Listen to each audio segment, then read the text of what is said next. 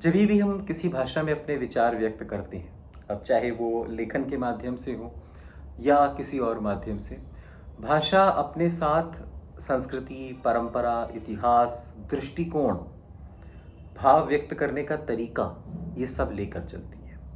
तो कहीं ना कहीं जो मातृभाषा का साहित्य होता है, अंग्रेज़ी के अलावा और किसी भी भाषा का, वो अपने ही लोगों में सीमित रह जाता है। उसका एक दायरा बंध जाता है जहाँ वो अपनी संस्कृति से, अपनी ज़मीन से जुड़ा भी रहता है। अगर दूर जाता है तो असमंजस में रहता है, कहीं ना कहीं अपनी ही उन चीज़ों को ढूंढता रहता है या किसी प्रकार से पीड़ित रहता है कि उसे अपना एक माहौल नहीं मिल रहा है, उसे अपने लोग नहीं मिल रहे हैं, उसे अपनी सोच नहीं मिल रही है। इसीलिए मैंने आज की इस किताब को चुना है, निर्मल वर्मा जी की लिखी हुई वे दिन। निर्मल वर्मा जी के बारे में अगर आप पढ़ेंगे तो आपको ज्ञात होगा कि वो ना सिर्फ हिंदी के एक बहुत विख्यात लेखक रहे हैं, उन्होंने अपने जीवन के 10 वर्ष चेक रिपब्लिक में बिताए हैं। चेक रिपब्लिक में उन्होंने वहाँ की भाषा सीखी, वहाँ की संस्कृति से वो मिलजुल गए, वहाँ के लोगों से वो मिलजुल गए। यहाँ तक कि इस किताब में हिंदी का जो उल्लेख है वो सिर्फ उनकी माँ के पत्रों में है, जो कि वो पढ़ते नहीं हैं इस किताब में।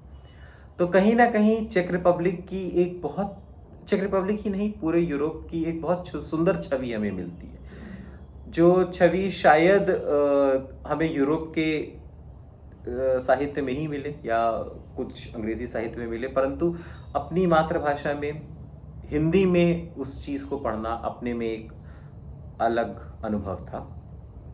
तो हम शुरू करते हैं।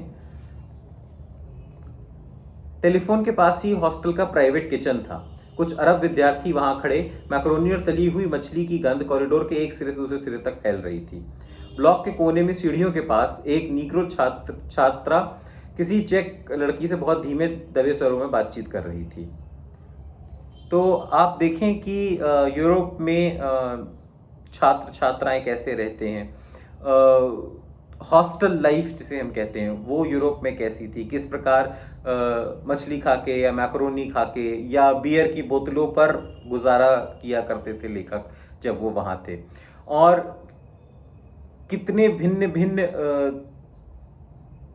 कोनों से वहाँ पे छात्र और छात्राएं पढ़ने आते थे। अब वो चाहे अफ्रीका के हों, चाहे यूरोप के ही किसी और भाग के हों, वो सब एकजुट होके रहते थे, एक दूसरे से बात करते थे, एक दूसरे की भाषाएं, एक दूसरे की संस्कृति को समझते और अपनाते थे। आगे बढ़ते हुए, यह नदी की आवाज़ है, मैंने कहा। वह हवा से बिल्कुल अलग है। हम कुछ देर तक उसे चुपचाप सुनते रहे। इतनी ऊंचाई से उसका स्वर एकदम धीमी थपथपाहट सा लगता था। कभी कभी वह बुझ जाता था, तब हवा बीच में आ जाती थी, उनके और उस स्वर के बीच एक सफेद सा सूनापन।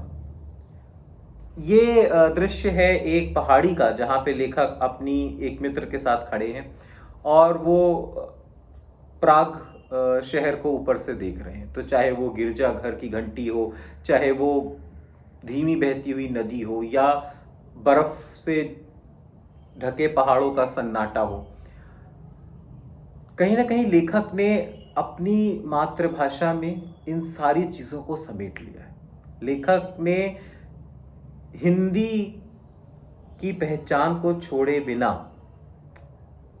आपको वो दृश्य दिखाए हैं जो कि शायद चेक रिपब्लिक का कोई निवासी आपको दिखाता। उन भाषाओं से आपको अवगत कराया है, उन मन के भावों से आपको मिलवाया है जो कि शायद किसी और व्यक्ति के लिए मुश्किल होता दर्शाना, किसी और ऐसे व्यक्ति के लिए जो कि भारत से जाके वहां रह रहा है। वह एक लंबे क्षण तक अपलक मुझे देखती रही। जाक वहीं था शुरू के सालों में, बाद में उसे हमारी फैक्ट्री में भेज दिया गया था, उसने कहा। एक क्षण के लिए मैं कुछ भी नहीं बोल सका। उस नीरव चांदनी रात में सोचना भी असंभव लगता था कि कहीं कैंप थे, वहां लोग रह रहे थे, उनके नाम थे, वे जीवित हैं। एक बार मैं वहां गई थी, अब वे खाली हैं, सिर्फ दीवारों पर कुछ नाम लिखे हैं, तुम उन्हें देख सकते हो। तो इतिहास भी बीच में कहीं ना कहीं घुल मिल गया है। कंसंट्रेशन कैंप्स की बात होती है, ये बात होती है कि लोगों का उस समय जो विचारधारा थी वो कैसी थी, उस समय किस प्रकार की राजनीति चल रही थी, किस प्रकार हवा का रुख बह रहा था। कहीं ना कहीं जब आप हिंदी साहित्य उठाते हो तो आप मन में कुछ मापदंड लेके चलते हो जिन पे आप साहित्य को परखेंगे। पर सीधी सरल भाषा और चेक रिपब्लिक से, वहाँ की संस्कृति, वहाँ की भाषा, वहाँ के लोग, वहाँ के खाने से जो लेखक का लगाव है वो उन सारे मापदंडों को तोड़ देता है। धन्यवाद।